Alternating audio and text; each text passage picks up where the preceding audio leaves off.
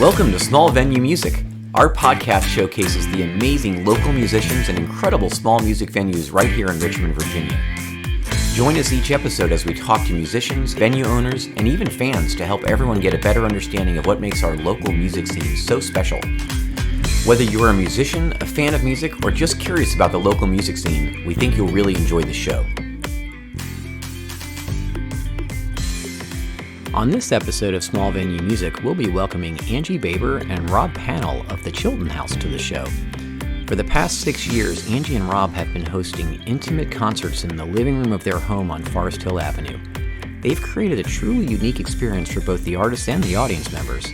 The Chilton House has hosted an impressive list of touring artists, including the likes of Tommy Stinson of The Replacements to Patterson Hood of the Drive-By Truckers. We really think you'll enjoy getting an inside view from Rob and Angi into how the Chilton House came into existence and what it's like to host touring artists in their home. We really hope you'll enjoy the show. All right, welcome Angi and Rob to the show. Thanks so much. I tell you, I am so excited, and thanks for hosting us here at the Chilton House. We're so excited to be here, and I can't think of a better place to learn more about the amazing experience you've created than in your actual kitchen. So thanks for coming on the show. I really appreciate it. Thanks for having us. Yeah, thanks for having us. Thanks for coming over. Great. Well, hey, I thought the first place we could start is just maybe start at the very beginning. And I guess I'll start personally. I'd love to hear a little, before we get to kind of the Chilton House itself, on how you two met. And a little bit of, we'll see if we hear the same story, on how you met and maybe, developed this, obviously a joint love of music. Do you want to do it? Go for it. You start. All right. So we actually met through his stepsister, Caroline. Yeah. I had met her and started to hang out with her a little bit. And she started the "you should meet my brother" thing. And my answer to that was, no, I shouldn't meet your brother. It sounds like a horrible idea. So there were a few opportunities that she had set up for us to meet. And I kept having other things to do. And other friends would meet him and they're like, "Oh, you've got to meet him. He's the male you." And I was like, "Oh God, that sounds awful." But eventually I decided that you have to kind of bite the bullet and do it, get past it, and continue the friendship. Yeah. And we ended up being set up on a night where we were going to meet at a bar after they had family dinner. And turns out I got there early and I happen to know the bartender. So I'm talking to him and this guy walks in and says hi to the bartender. And I'm like, "Is that the guy?" Like I thought, maybe that's the guy. And, but he left. So I was like, "Oh, okay. That wasn't the guy." But then he came back around and he looked at me and he said, "Are you Angi?" And I said, "Are you Rob?" And it was like, yes. So that's not at all how it happened from my perspective. So we met at a retreat. No, that's actually fairly accurate. Yeah. From my perspective, so my stepsister had posted some pictures about something, and I saw Angi in the picture, and I'm thinking, I know this person. Yeah. I know this person. And so I asked my stepsister, I said, "Who is that? And is there any reason that I would know this person?" And she goes, "Oh my gosh, she's Angi, and you probably do. I mean, she's being seen." She goes, "I'll definitely introduce you." And I said, "Hang on, that wasn't where I was trying to go. Yeah. I was just trying to determine if I knew this person because she looks incredibly familiar." Yeah. But then one thing led to another, and it became my stepsister's mission to get us in the same place at the same time, which she did. And that story's accurate. I came in. I didn't initially see her. Yeah. I came in and said hello to the bartender, and then I went looking for everybody because I thought they were all going to be there already. Yeah. Because we left family dinner, and I had sat in the parking lot for about 15 minutes working before I left. I'm like, "Oh, they'll all be there when I get there." Came back around because couldn't find anybody, and I was like, "Oh wait, I think I know who this person is. This looks like the person in the picture." It was me. Nice. And I'm not going to make this a dating show, but when did you first discover that you had sort of a love of music? Probably about a half hour after that. Yeah. Maybe 18 minutes. Yep. So we were talking to the bartender, and it was Steve McKenna who was bartending at then Blue Goat. Yeah. And he was on Drinking Made Easy, 3 Sheets to the Wind, whatever all the shows were that he was on with St. Lamprey. And we both knew Steve independently. And so there was some comment that was made to Steve about him being a big star. I said something about him being a big star, to which Rob said, or was that an Alex Chilton reference? And I said, are you Replacements fan? And that was kind of Then the rest of the boom. world disappeared at that point. Nice. And everybody showed up, and we didn't give a shit. Yeah. I had a feeling that was going to be part of your history. I was trying to pull it out of you. What gave it away? Yes. Yeah. Okay, so we'll skip to the Chilton House, and I'm curious. How did the concepts, like when did you all first get the idea? We didn't. Somebody You did? did on our behalf. Really? Yeah. So we had found this house and it was gutted and we had all this work to do to it and stuff. But we always jokingly called it Chilton House because we always said that Alex Chilton brought us together. So we would call it that. Still no idea that we'd ever be doing anything music related here. None. And then we were on vacation in Ireland and met up two young American musicians that were over there. They'd booked themselves into a pub tour. Mm-hmm. And we started talking to them and stayed to see their show. And fast forward, became Facebook friends. And then one of them had posted something about, hey, would anybody along the East Coast be interested in doing a living room show? And I was like, I don't know what that is, but Rob, would we want to do that? And he said, let's give it a whirl. So our first show was with a young artist named Keelan Donovan, who's an American artist who came and was our first artist that we ever did this with. Wow. So it was just a request out there, and you kind of took someone up on it. Yeah. We had just finished the renovation of the house, I guess probably about a year prior or so. Okay. And as Angie said, we never set out to do it, but we kind of looked back and said, oh, I guess if we move all the furniture, we've got a pretty big space. So when you bought the house, did you do it with the anticipation of actually having live shows here? We did not. We just bought it because it was going to be a project that we were going to turn into a house. It was built in 1902. It was in a family for close to 80 years. A doctor bought it and ran it as a family practice for 30 years. Okay. And then it was just getting completely torn apart. He retired, and then it was getting completely torn apart to get turned into a facility. And so it had been completely gutted. There were no systems. There was no anything. And without boring you with the details of that project ended up not happening, and they just walked away from it. So the house just crumbled on itself for a couple of years. And when we found it, it was just a disaster. Yeah. And we did not set out in any way to say, well, let's renovate it to turn it into a house concert. We just wanted to renovate it to turn it into a single family residence. Right. But since it had been kind of destroyed, there was nothing to preserve. A lot of the historical fabric had been stripped away. We love open concept and we love mid-century modern architecture. So we said, you know what? We're going to make this an open floor plan and we're going to let the furniture define the spaces. Yeah. Well, that was great and we're loving it. And then a year after the renovation, we have the first house concert, which we didn't expect. Yeah. And it's like, oh, well, I guess we inadvertently created a gigantic room to have a house show. You really did. Sometimes you get lucky, right? Yeah. And Yeah. Exactly. So we just clear out all the furniture and then suddenly there's a big room. nice. So I have a ton of questions about the artists that you have. And the first one is, I have to say it's amazing to me the quality and I don't know what the best way to say it is, but like the stature of some of the artists that you had come through here. How do you how do they get in touch with you? How do you get in touch with them? Is it like, can you describe how that came to be? Yeah.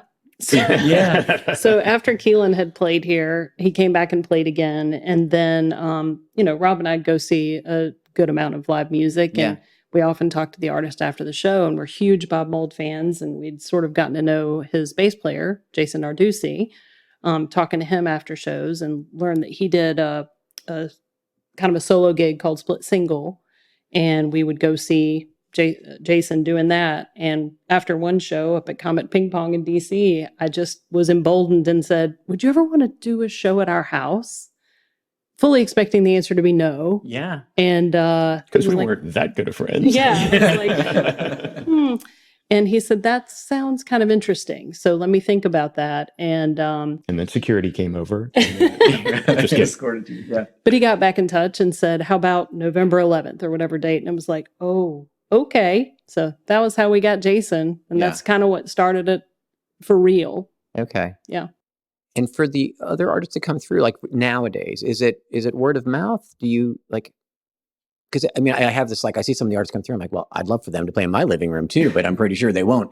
So is it just your name got out there and people were starting to kind of spread the story? Or In large part, yes. I Yeah. mean, and part of what we've tried to maintain here is we want it to stay that way. You know, we don't want to be in a mode of, hey, who can I, hit up today to maybe they'll want to come play the house, or, respond to one of the many, many suggestions that we get, because we do live here, and it is, we're not trying to be a venue. We're not, trying to do this every week. And we want it to remain special. Yeah. And so we want there to be a connection to the artists that we have here. It's got to be something that appeals to us, and it's got to be something that we think makes sense, for everybody. But it's largely been word of mouth. I mean, as you know, these artists all know each other, especially at our age and from back in the day when a lot of these folks are coming from. It's just amazing the connections between all of them. So it's very much been word of mouth through them and us just interacting with folks through the years. So I'm curious, how do you two decide who you book? I don't know. It's kind of Is it a debate? Is it a democracy? Is it we both just share the same love? So is it kind of just naturally has we both love this artist? I think it's a fairly natural thing. And there's only been, you may have noticed, there is a little bit of a thread of DNA that kind of runs through all the artists that we have here. So there's some connection to the Replacements or REM or Big Star or, Husker Du or different, bands like that. And so there's that. But on occasion, a wild hair will hit and I'll say, what about this? Like, maybe we'll do this. And we did that with one artist that was a bluegrass artist, which is a little bit of a out of left field. But some people trusted us and they came, and it was going to be an outdoor show at another area, which we can talk about. During COVID, we had to do some of the stuff outside. And the people that came, though, were just blown away. And I was like, you've just got to trust us, because I feel like we kind of know our audience and we know what other things they might like, but we don't go too far afield that often. Yeah. Got it. When the artists come through, do they actually stay here? Yes. Okay, because it's like, is it true kind of like a bed and breakfast kind of feel? A little bit, yeah. It is. So, can you describe a little of what that's like? Go for it.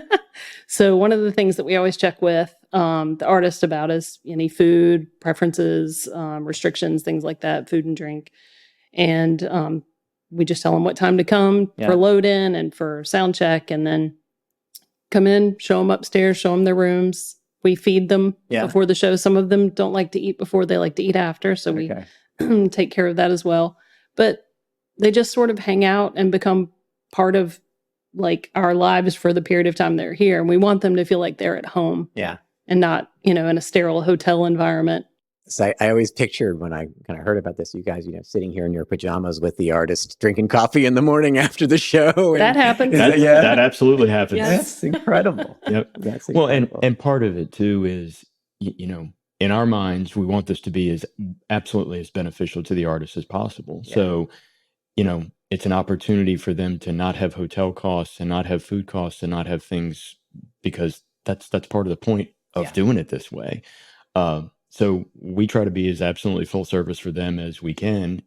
We're not, if they don't want to stay here, they don't want to stay here, and I get that too. That some of them have never met us before or have only met us in passing. And like, maybe I'll grab a hotel. But even in those cases, every single time without fail, it's been, when I come back, I'm definitely staying here. It's one thing I've noticed is you've had a lot of folks that have repeated, which is, I think, a testament to the experience that you've created. Yeah, it's not just us, though, but it's the audience that we've created, too. So credit where credit's due. We bring people who are truly interested in seeing these artists and are true fans of theirs. And so it's a rapt audience, and it's people who care. And the artist feels that. They know that. And they mention it all the time. Well, and some of it, going back to your question from a couple of minutes ago, is how do we determine, is it a debate? Is it a democracy? We're very lucky, which is, as Angie said, we're very aligned in our tastes and our thoughts and how we approach things. But sometimes, we'll have an artist that either someone's recommended and we're listening to them, or we've met and we're listening, and we both look at each other and go, I love this, but I don't think 50 people are going to show up to love this. I think 10 people are going to show up to love this. And that doesn't make sense for anybody. So, we then note that on our chart and go, I want to go see these people when they come around, but here's probably not the right place. Yeah. And one of the things I know is important to you is all the proceeds go to the artist. 100%. Yeah. And Absolutely. can you describe, kind of why you made that decision and sort of the philosophy behind it? Yeah. I mean, this is what these people do for a living. Yeah. And so they deserve to get paid for what they do. And, for us to be able to offer that up to them and have a night where they just get to make the money, there's no door that's Right. taking anything. They're getting 100% of their merch sales. And so it's our way to sort of give back and to contribute in a way that's a little bit more than just us buying a ticket to go see their show. Yeah. And so, not to be so direct about it, but, every show costs us money and we're happy about that. I was Yeah. wondering, From because a you have to standpoint. subsidize, I imagine, some of it just in Well, really, credit card processing fees or whatever kind of stuff that has to happen to. No, we don't. We just basically every dollar that comes in from outside goes right back to them. That's And then everything else with regard to any expenses associated with the show, we just cover. got it. And that's our way of giving back and then being able to selfishly say, we're doing our part, Wow, good for you guys. Yeah. And we use another company. When we do the ticketing, we use a company that does that. And so that's all on them. direct with That's all direct with that individuals. company. Okay. A lot of times artists will do the ticketing themselves as well. So Well, again, because we don't want to be a venue. We're Yeah. not trying to be a venue. Right. So I would never want anyone to think, oh, well, they're taking a cut or they're taking they're making a profit or whatever it is. And I don't want to take people's money and deal with it and handle it because that just sets the stage for somebody being able to make those kind of comments. And I'm like, Yeah, and I've seen you guys I be didn't very say a dime. public about it. Yeah. When I was Absolutely. reading a lot of your social pages. You're like, this is what we do, and this is why we do it. yeah. I want to ask, like, what does it take to actually pull off a show here? Because I imagine it's a lot of work. It's we've gotten better at it. Yeah. We've gotten quicker at it. Yeah. In the early days, especially as the crowd started to build, it was a serious endeavor. It's still a serious endeavor. We've just got it a little bit more on rails now. Yeah. But we've settled into this. We both have assignments, individual assignments, and then we both have together assignments. Yeah. So it's basically a conversation about, all right, I got to work this day. I got to be here this day, whatever. We got to set up for the show this day. Here's when we're going to have a time window.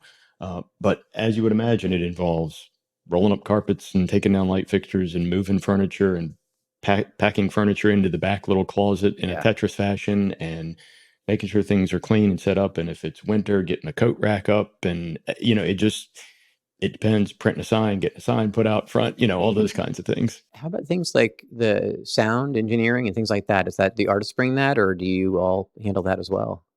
It's a little of both. So Little bit. we have a PA Yeah.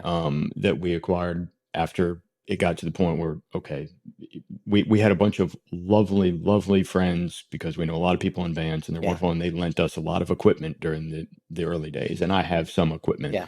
But a PA I didn't have a suitable PA. Right. I have a PA from way back in the day Yeah. that's not suitable for this. But once we got that, we set up the PA. Yeah. We, tell the artist exactly what we have and what we have available. And here's the microphones that we have. And here's this, system set up. And Yeah. it's got phantom power if you need it and so on and so forth. If they need something more than what we have, then we start calling people. Oh, really? So Yeah. it's, Yeah. And it just depends on the artist. I mean, some travel heavy, some travel light. If Yeah. it's somebody that's flying around, they're going to travel light and only be carrying a guitar probably. If it's somebody that packed up the van to drive up and down, they may have loaded everything they need in the car Yeah. and they want to use their stuff.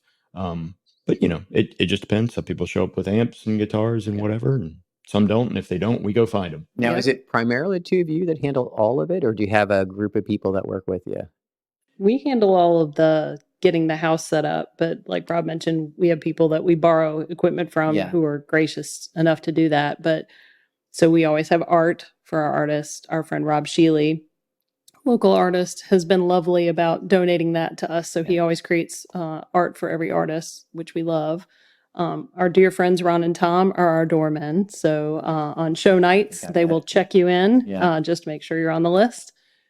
So yeah, but that's kind of our small little group. And then I do need to mention our friend Mary Butler Eggleston, who during COVID offered up her property out in the Elmont area so that we could continue shows in a place that was safe for the artists and the patrons. So give me the history. When did you have the first show here? Like what year was it? And then 2017. 2017. Yeah. Okay, so you had a couple of years pre-COVID. And Yeah. And how many then shows COVID. did you have when you sort of outside the house? Let's see, 4 up there. like 3 or 4. Yeah, I Okay. can't really remember. They all blend together now. Yeah. Tommy, Jason, David Mayfield, Maybe one other. maybe one other. It's hard to remember. I'd love to talk a little bit more about the audience that comes. Mhm. It's the impression I got was you seem to know almost everyone, but I was We're faking it. Yeah, totally. I guess first does the crowd that comes draw from the local community, or do you get it from like sort of what's the I don't know spectrum of folks that come? Depends on the artist, quite Yeah. honestly, and what their draw and reach is, and where they're playing. Yeah. By and large, it's local. Yeah. But we'll definitely get if it's a bigger name that is also doing a lot of advertising, and the next closest place they may be coming is Charlotte, and Yeah. somebody lives at the beach, whatever. Well, they're going to drive. Yeah. But I mean, we've had people come from Pennsylvania for shows. We've had people definitely come from North Carolina. I think we've had South Carolina drive up. West Virginia. So you'd get about the kind of draw you'd expect. I mean, it's nothing for somebody to drive in from Charlottesville, Okay. but it is for somebody to come from Philly. Because it had a feel of when I came last time that it almost felt like everyone knows everybody, and because I remember and you came and introduced yourself to me, and almost as if you knew it was my first time, and I was like, wow, I feel so special, like the Chilton House folks know I'm new. Well, and we do in some instances from a standpoint of we definitely look at the list ahead of time and we go, okay, well, I know these folks, and like here's a name I've never heard. Here's a name. So when we try to get around and talk to people, it's of course impossible to connect with everybody, but you meet somebody and you go, if it works, it's like, oh, I remember seeing that name, but I don't know this person, so the conversation logically goes to first time here. Yeah. And then I immediately apologize when somebody says, no, I've been here 3 times. And I'm like, I'm so sorry. So what's the max capacity that you try to have here? 80 is our 80 max. is your max? Yeah. Okay. Yep. It's we want to fill the house. We don't want to overfill the house. We want it to be comfortable for the people that are here, but we also want it to be a good situation for the artists. And I think that kind of makes us unique in the sort of house show arena for an indoor show. It's a pretty big cap. Yeah. Yeah. I have to ask you because you introduced the artist, and I feel like there's an inside story here, but one of the quotes I heard from you is, as you're giving direction to the audience is, hey, don't be an asshole. And I found it really funny when I heard it, because I'm thinking, I could see myself saying something like that, but I imagine there's a story behind it. Is there or is there one? It is the only rule we have. Yeah. It just kind of came into existence. Yeah. I mean, and it stems out of, as Angie said, we go out and see a lot of music, and it just seems to get worse and worse with people, in our opinion, being disrespectful at shows. You bought a ticket or arguably to see somebody that you like, and you're just not paying attention, and you're talking loudly to the detriment of everybody around you. Yeah. And it drives us absolutely nuts. Yeah. And so it just kind of came into existence one night where we just said we were having a particularly good night, and an intro was going really well. And we said, hey, look, there's really only one rule here. Yeah. And it's just don't be an asshole. and followed up with, and the easiest way to be an asshole is to talk loud enough that you're competing with what's going on up here. Yeah. If you need to do that, just go outside. Yeah. Just don't ruin everybody's time. And of course, you get some chuckles. And so then we said it the next time, and it's just become a thing. Yeah. Well, I love it. It sets a nice tone for it. And it is very respectful to the artist. And at least, when I was here, I noticed it's a nice listening room. Yeah. Kind of feel. It is. There are moments though that I'm like, we've trained people too well, because it would be just, you could hear a pin drop in between songs. I think I was eating one of the Tostitos, and I was a little nervous that I was being an asshole when I was doing it. But I had to tell someone once they could only hear that in their own head. They were fine. Okay, so I have to ask about the back room. Oh, yeah. Sure. Yeah. So you have the most amazing collection of arcade games and pinball machines. Oh, well, thank you very kindly. Yeah. And I noticed it when I came because there you have it open for folks when you come. Sure. What's the backstory? Who's the collector and it's you? I'm of the right age that I grew up in arcades. Oh, yeah. And I was a huge, video game and pinball guy back in the day. And fast forward to the 90s and the internet comes into existence and suddenly you can start connecting with people and find out that these things are tucked in garages and old warehouses from operators that went out and got a little money from a first job. You're like, I'm going to go buy a video game. And, it's almost like gremlins don't get them wet and all that kind of stuff. All of a sudden it just happens. Yeah. And so I collected through the 90s and into the 2000s. And then I didn't have a house for a while and I didn't have room for all this stuff. And so I was asking, can I put something in your garage? Can I put something in your basement? And I had stuff farmed out all over. And then when we did this renovation and we started laying it out and that space was back there, we said, okay, it's time for everything to come home. And we built the arcade. And then around the same time, pinball has seen a really huge resurgence over the past decade.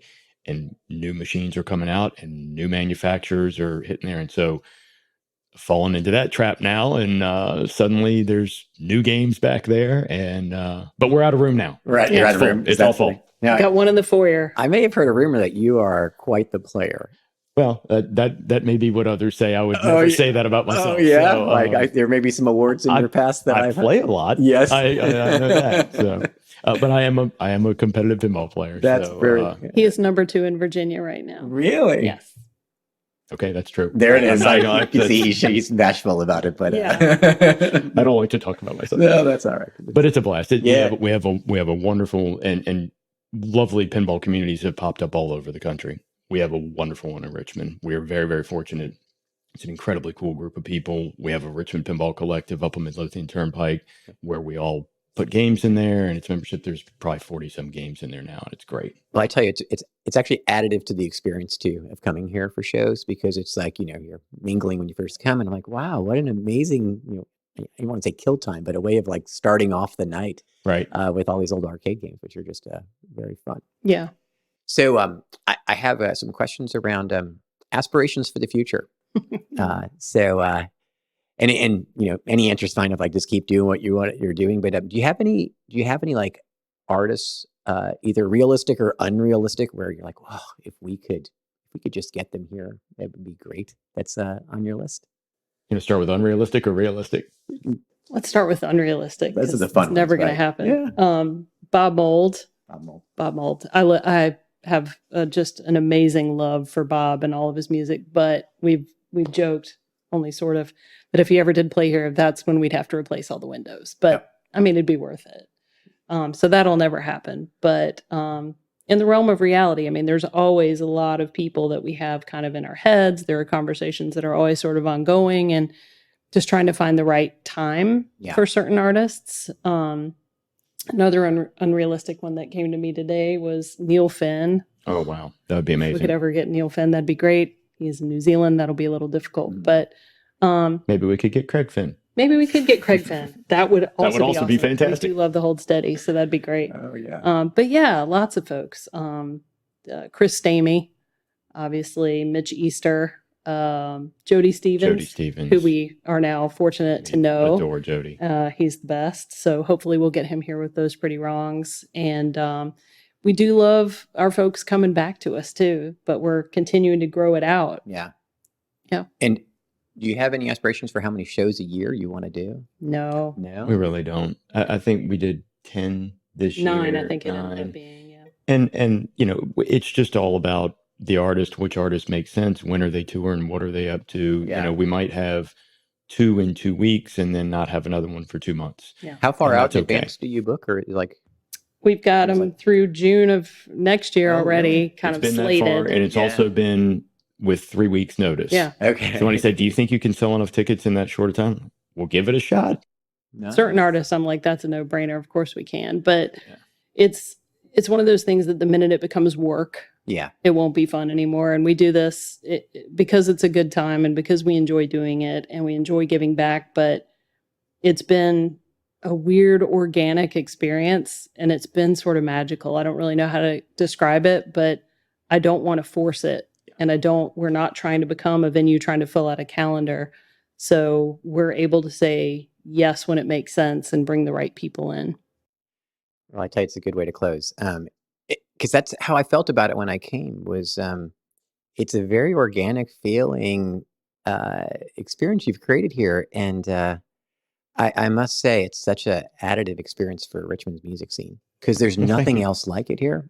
And I mean, I tell this for anyone who's going to be watching the show, of like, you really have to come to experience it to kind of get what it's like, because it does have that feel like, wow, I've got, an amazing artist right in front of me in a living room feel, and I can talk to them. Yeah. Not while they're playing, but and it's really special. So hey, I just want to say thanks for being on the show and sharing a lot about this experience, and also thanks for bringing to Richmond what you have, because it makes it a great place to live, and I really encourage people to come out and see a show here. It's our pleasure, and thank you for having us on here. Yeah, thank you for the kind words. It's funny because obviously the name of our show is Small Venue Music, and you all are like the ultimate in small venue music. Like, you've taken it to another level, something that I've never even thought about doing. It's very cool, and I'm glad that it doesn't feel like work to you all, because it didn't feel like it when I was here. It's like, wow, you're just having a bunch of your friends over to listen to music you love. Well, and that's the best advertising. I mean, that should be our tagline. I mean, that's exactly how we want it to feel. We just want to have a nice party,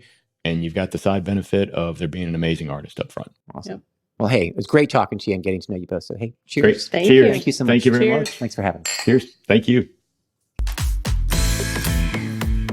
Thank you for listening to today's show. Please like or subscribe to our podcast to be notified of each new episode, and follow us on all of our social media channels.